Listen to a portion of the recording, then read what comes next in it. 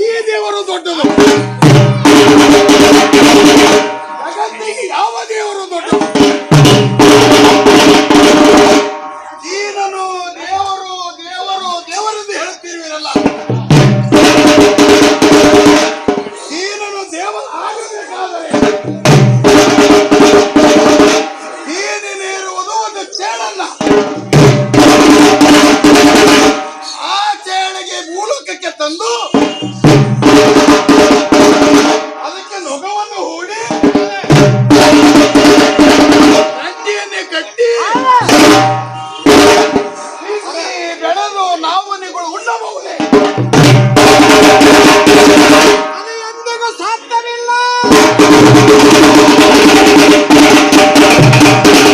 ಹಾಗಾದರೆ ಯಾವ ದೇವರು ದೊಡ್ಡದು?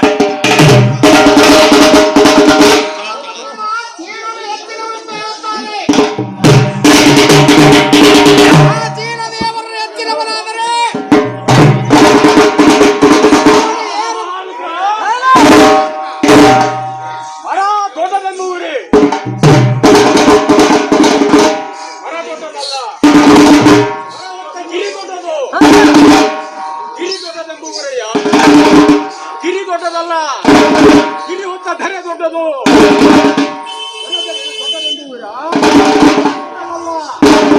ಧರೆ ಹೊತ್ತ ಆದಿಶೇಷರು ದೊಡ್ಡವನು. ಆದಿಶೇಷ ದೊಡ್ಡವನೆಂದು ಆದಿಶೇಷ ದೊಡ್ಡವನಲ್ಲ. ಶಿವ ಪಾರ್ವತಿಯನ್ನು ಹೊತ್ತ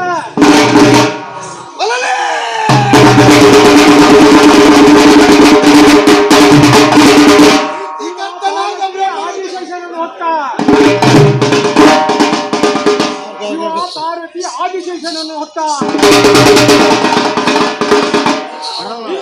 ನಮ್ಮ ಬಸವಣ್ಣ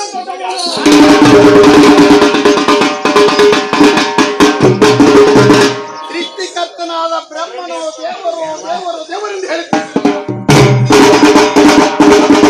ಸೃಷ್ಟಿಕರ್ತನಾದ ಬ್ರಹ್ಮನು ದೇವರಾಗಬೇಕು. ಅವನು ಏರುವುದು ಅವನ ಔಷ ಪಕ್ಷಿ. ಔಷ ಪಕ್ಷಿಯನ್ನು ಈ ಭೂಲೋಕಕ್ಕೆ ತಂದು ಮಗವನ್ನು ಹೂಡಿ ಗಂಟಿಯನ್ನು ಕಟ್ಟಿ ಬಿತ್ತಿ ಬೆಳೆದು ನಾವು ನೀವು ಉಣ್ಣಬಹುದೇ?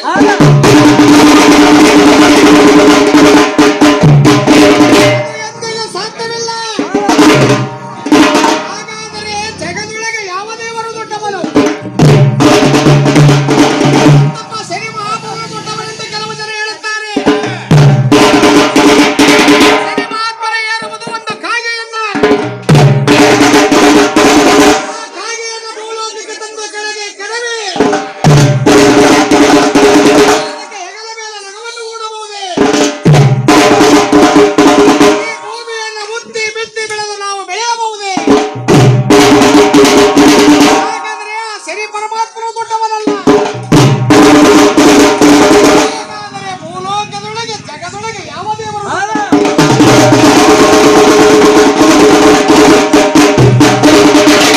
ಕೆಲವು ಜನ ಹೇಳ್ತಾರೆ ನಮ್ಮ ಅಯ್ಯಪ್ಪ ಸ್ವಾಮಿ ದೊಡ್ಡವನೆಂದು. ಶಬರಿಮಲೆಯಲ್ಲಿ ನಡೆಯುವಂತ ಅಯ್ಯಪ್ಪ ಸ್ವಾಮಿ ದೊಡ್ಡವನಾದರೆ ಅವನು ಏರುವುದು ಒಂದು ಹೆಣ್ಣು ಹುಲಿಯನ್ನ. ಆ ಹುಲಿಯನ್ನೇ ತಂದಿಳಿಸಿ ಅದರ ಮೇಲೆ ನೊಗವನ್ನಿಟ್ಟು ಹಂಚಿಯನ್ನು ಕಟ್ಟಿ ಉಳವಿ ಬೆಚ್ಚಿ ಬೆಳೆದು ಉಣ್ಣಬಹುದೇ? ಅದು ಎಂದೆಂದಿಗೂ ಸಾಧ್ಯ.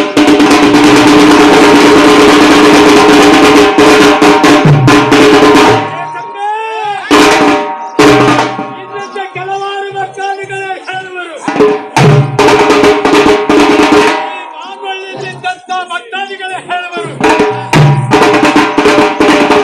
ನಮ್ಮ ಮೈಲಾರಲಿಂಗಪ್ಪನೇ ದೊಡ್ಡವನೆಲ್ಲ ಹೇಳುವರು. ಮೈಲಾರಲಿಂಗಪ್ಪನು ಏರುವುದು ಒಂದು ಬಿಳಿ ಕುದುರೆಯಲ್ಲ.